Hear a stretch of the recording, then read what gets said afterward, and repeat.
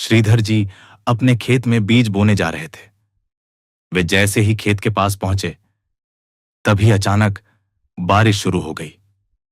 रास्ता कीचड़ भरा हो गया और चलना मुश्किल हो गया। इसी दौरान उन्होंने देखा कि 4 संत एक साथ भजन गाते हुए वहां से गुजर रहे हैं। ये वही संत थे जो पहले भी इस रास्ते से आया जाया करते थे। महाराज, मेरे लिए तो यह कितना बड़ा सौभाग्य है। गांव तो दूर है, पर बाजार पास ही में है। कृपया कुछ देर यहां विश्राम कीजिए। मैं आपके लिए कुछ ताजा लेकर आता हूं। हम तो अपना भजन जारी रखेंगे। तुम जाओ और जो लाना चाहो ले आओ। श्रीधर जी बाजार गए, जहां उन्होंने बोने के लिए लाए गेहूं के बीज बेच दिए और उस पैसे से मिठाई खरीद ली। फिर उन्होंने वह मिठाई प्रेम और श्रद्धा से उन संतों को भेंट की। संत बहुत प्रसन्न हुए।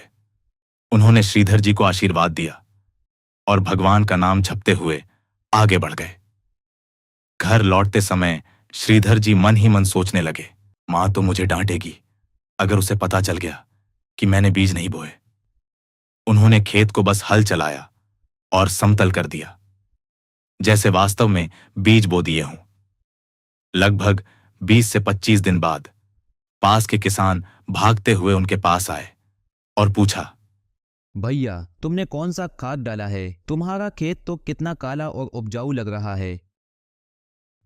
अरे ये क्या कह रहे हो? मैंने तो अभी तक कोई बीज डाले ही नहीं। वो किसान विश्वास नहीं कर पाया, इसलिए दोनों खेत तक गए। वहां जाकर उन्होंने देखा कि श्रीधर जी का खेत सच में लहलहा रहा था और उनके खेत की फसल तो सबसे बेहतर थी। इस तरह बिना बीज बोए उनके खेत में सबसे उत्तम फसल हुई, जो ईश्वर की सीधी कृपा और आशीर्वाद से हुई थी। हे प्रभु, आप सचमुच दयामय हैं।